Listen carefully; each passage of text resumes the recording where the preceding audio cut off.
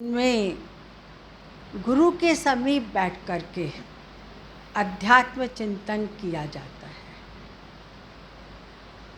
यदि आप उपनिषदों का गंभीरतापूर्वक अध्ययन करें तो आपको एक बात निश्चित रूप से प्राप्त होगी कि बहुत सहज और सरल शैली में अध्यात्म के विषय को पर विचार किया गया है। कठोपनिषद भी इसी प्रकार का उपनिषद है। कथा प्रारंभ होती है कि वाजश्रवस के पुत्र उद्दालक ने सर्ववेदस यज्ञ में, जिसमें सब सर्वस्व दान कर दिया जाता है, ऐसा यज्ञ संपन्न किया। उस यज्ञ में उन्होंने ऐसी गौएं प्रदान की जिनके लिए उनके पुत्र नचिकेता के शब्दों में पीतोदका जग्धत्रिड़ा दुग्धदोहा निरिंद्रिया आनंदा ताम ते लोका गच्छति तान ददत। कह रहा है कि जिनमें जल पीने की भी क्षमता समाप्त हो गई है, घास खाने की भी क्षमता समाप्त हो गई है, और जो जिनकी इंद्रियां शिथिल पड़ गई हैं, तो वो ये कहता है कि ऐसी गौओं को देने वाला व्यक्ति आनंद रहित लोकों में जाता है। तो अब उसके मन में अपने पिता के प्रति श्रद्धा उत्पन्न हुई। मेरे पिता अगर ऐसी गौओं का दान दे रहे हैं तो क्या ये उचित है? वो अपने पिता से एक बार पूछता है, पिताजी आप मुझे किसको देंगे? दूसरी बार पूछता है, पिताजी आप मुझे किसको देंगे? देखिए, उसके लिए एक वाक्य आया है, तम ह कुमारम संतम। उसके कुमार रहते हुए, अभी वो कौमार्यावस्था में ही विद्यमान था, तो उस कुमार बालक नचिकेता को अपने पिता के विषय में ऐसी भावना उत्पन्न हुई। तो उसने जब अपने पिता से पूछा तो तीसरी बार पिता ने, अब देखिए बच्चों का क्या होता है, हमारे यहाँ 3 प्रकार के हठ हैं, बाल हठ, त्रिया हठ और राज हठ। तो बाल हठ में क्या होता है, बच्चा हठ करता रहता है। तो ऐसे ही उसने जब तीसरी बार पूछा तो पिता ने उसको कहा, मैं तुम्हें यम को दूंगा। अब नचिकेता सोचने लगा, बहुनाम एमी प्रथमो बहुनाम एमी मध्यम किम सत पिता कर्तव्यम मह्यम दत्वा। मुझको दे करके मैं कुछ लोगों में, तो बहुत से लोगों में मध्यम श्रेणी में आता हूँ, बहुत से लोगों में प्रथम श्रेणी में आता हूँ, पर मेरे पिता को मुझे दे करके ऐसा कौन सा कार्य करना है, ये मैं समझ नहीं पा रहा हूँ। परंतु क्योंकि पिता का आदेश है, वो यम के पास चला जाता है। यम उस समय किसी कार्यवश बाहर गए हुए थे, तो उसको 3 दिन 3 रात उनके घर के बाहर ही वे उनकी प्रतीक्षा करनी पड़ी। जब यम आए तो उनको पता चला, एक ब्राह्मण, वो भी अतिथि, 3 दिन 3 रात उनके यहाँ के घर के बाहर इस प्रकार से रहा है। तो वो नचिकेता से कहते हैं, तुम 3 रात रहे हो, 3 दिन रात रहे, इसलिए तुम 3 वर मांग लो। नचिकेता उनसे, अब देखिए फिर वही बात, तम ह कुमारम संतम, इसको हमें नहीं भूलना चाहिए। वो अभी बालक है।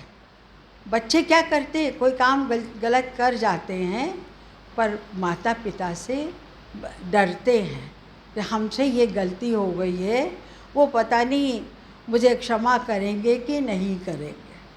तो वही बात नचिकेता के साथ हुई। उन्होंने जब यम ने कहा कि मैं तुम्हें 3 रात 3 दिन के लिए 3 वर देता हूँ, पहला वर मांग लो। तो नचिकेता क्या कहता है, मेरे पिता शांत संकल्प है, शांत मन वाले हो जाएं जैसे पहले थे, और मुझे जो है मुझे पहले की तरह ही अपना ले। एक बात उसने और कही, देखिए मृत्यु के पास जाकर के कोई वापस नहीं आता है, ये तो वापस जा रहा है यम के कहने से। तो उसको लगा पता नहीं मेरे पिता मुझे स्वीकार करेंगे कि नहीं और पहचानेंगे भी कि नहीं।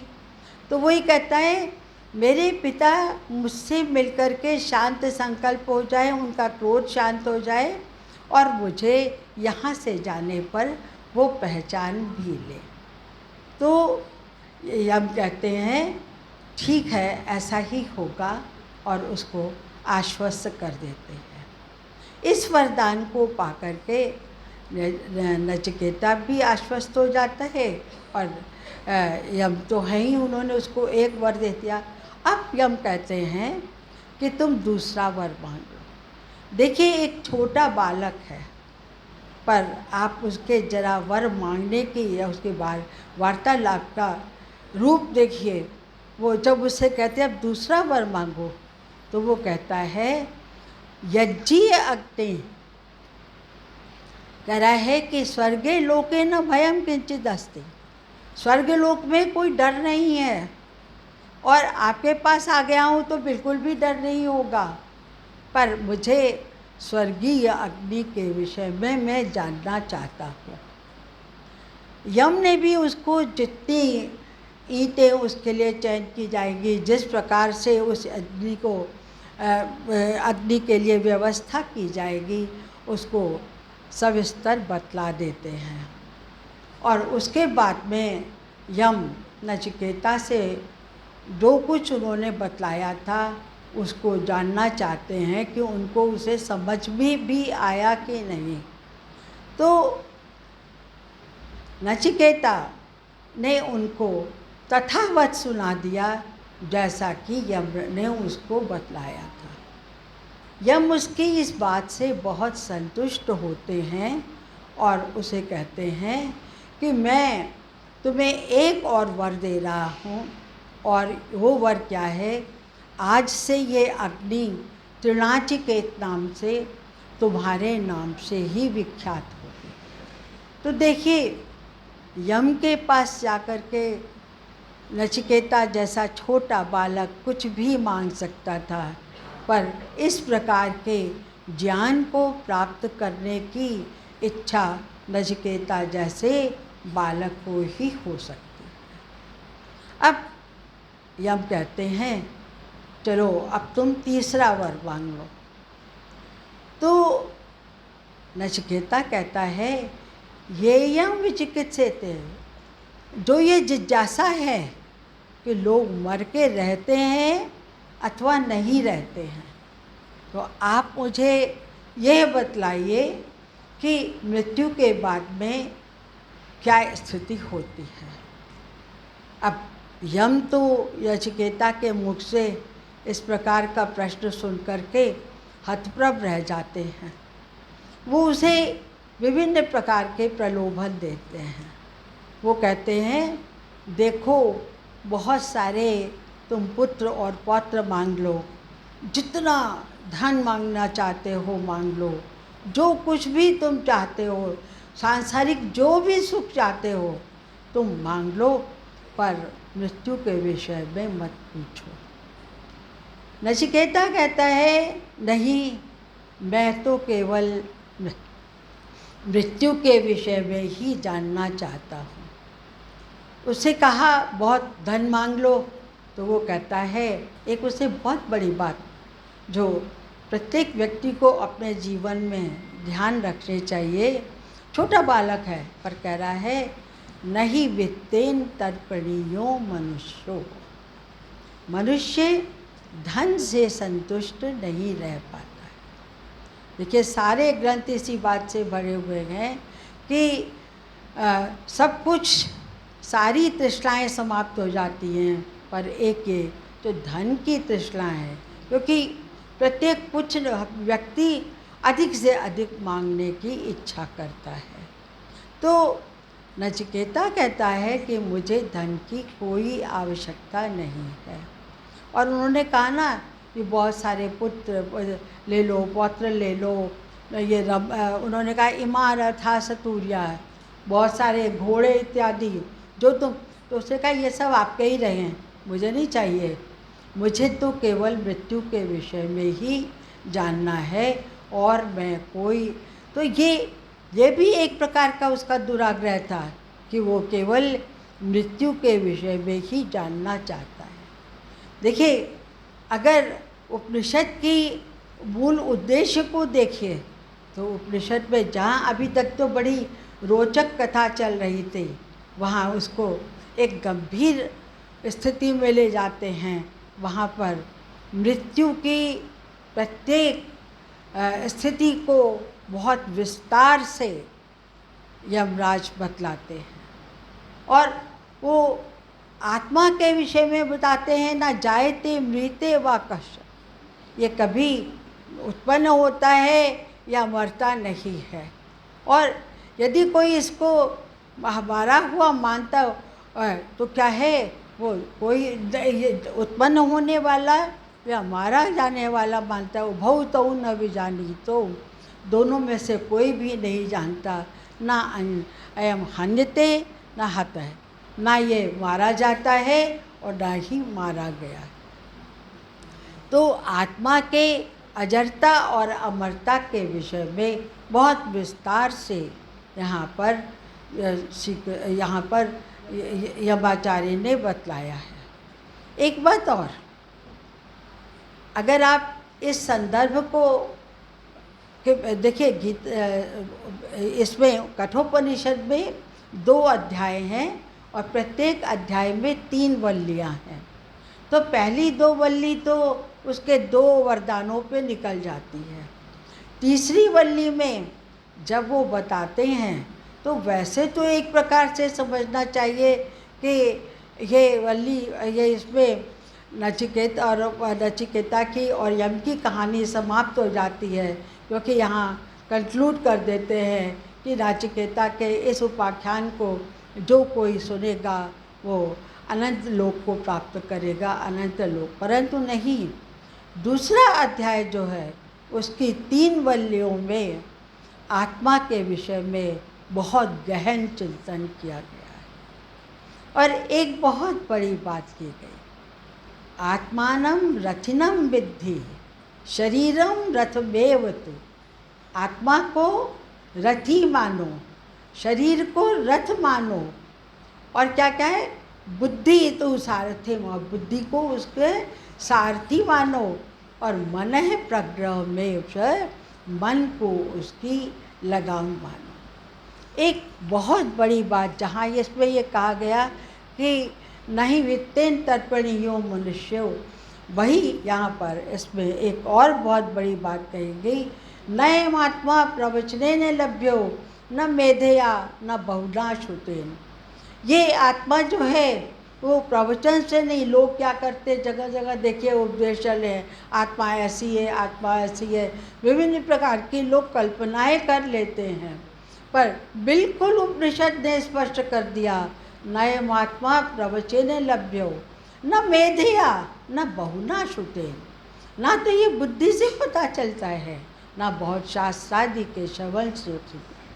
और क्या कहा, यह एष वृणते, जो इसका वर्ण करता है उसके आगे तस्य एषा तनुम वृणते, ये उसके आगे अपने शरीर को उन्मुक्त कर देती है, अर्थात ये अपने वास्तविक स्वरूप को स्पष्ट कर देती है। वो उसके आगे आत्मा, जो आत्म तत्व है वो स्पष्ट हो जाता है। तो ये जो आत्मा के विषय में ज्ञान है, ये सामान्य व्यक्ति नहीं जान सकते हैं। उपनिषद जैसे गूढ़ विषय ये है, और उपनिषद में इस विषय में बहुत गंभीरता से विचार किया गया है। और जहाँ तक कठोपनिषद की बात की जाए तो इसमें 2-3 बातें बहुत प्रमुख हैं। पहला ये कि अपने माता पिता का सम्मान आवश्यक है। नचिकेता ने अपने पिता से ये तो पूछा कि आप मुझे किसको देंगे, और वो यम के पास चला भी गया, पर जब यम के पास पहुंचा तो उसे अपनी गलती का एहसास हो गया और उसने उनसे यही कहा कि मैं जब अपने पिता के पास जाऊं तो मुझे वो क्षमा कर दे, वो मुझे पूर्ववत स्वीकार कर ले। दूसरी बात ये जो नचिकेता यमाचार्य ने जो नचिकेता के समय ये जो यज्ञीय अग्नि के विषय में बताया है।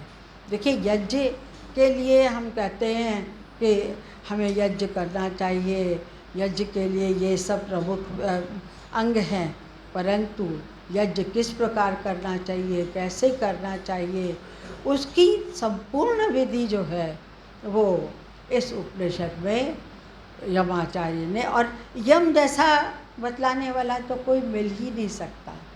और तीसरा जो अध्यात्म ज्ञान है इसमें, इस उपनिषद में बतलाया गया अध्यात्म ज्ञान तो अद्भुत है। इसके विषय में जो शिक्षा दी गई है, जो ज्ञान दिया गया है, उसको यदि हम सभी देखिए, इसमें ओम के विषय में भी बहुत विस्तार से बतलाया गया है। कहा गया है ओम इति एकाक्षरम ब्रह्म, ओम ही एकमात्र अक्षर जो है वो ब्रह्म है। और एतत् आलम्बनम श्रेष्ठम, इसका आलम्बन श्रेष्ठ है, और जो इस ओम को ग्रहण कर लेता है उसका जीवन सार्थक हो जाता है। तो यहाँ पर न केवल आत्मा के विषय में अपितु परमात्मा के विषय में भी स्पष्ट करने का प्रयास किया गया है। यहाँ जो उपनिषदकार ने यहाँ इस कठोपनिषद में जो आपको आत्मा के विषय में वर्णन मिलेगा, यदि आप गीता को उठाएं तो गीता में जहाँ आत्मा के विषय में वर्णन है, आपको बहुत सी साम्यता दोनों ग्रंथों में प्राप्त हो गई। तो अध्यात्म चिंतन के लिए उपनिषद विशेष रूप से पठनीय है। और अगर हम इनका, और कठोपनिषद तो सरल है, जैसे इसके और उपनिषद सहज और सरल है, वैसे ही ये बहुत ही सरल भाषा में कथा के रूप में, वैसे तो सारे ही उपनिषद लगभग ईशोपनिषद को छोड़ दीजिए, नहीं तो कथा के रूप में ही जो है संदेश को दिया गया है, अध्यात्म चिंतन किया गया है। परंतु कठोपनिषद का तो प्रारंभ से ही कथा के द्वारा प्रारंभ होता है, और अंत में जो है अध्यात्म चिंतन को बहुत विस्तार पूर्वक, यदि कोई अध्यात्म चिंतन के विषय में गंभीरतापूर्वक अध्ययन करना चाहता है तो उसको कठोपनिषद का निश्चित रूप से अध्ययन करना चाहिए। यही इस उपनिषद का लक्ष्य है, और यहीं पर मैं अपनी बात को समाप्त करती हूँ। ओम शांति शांति शांति।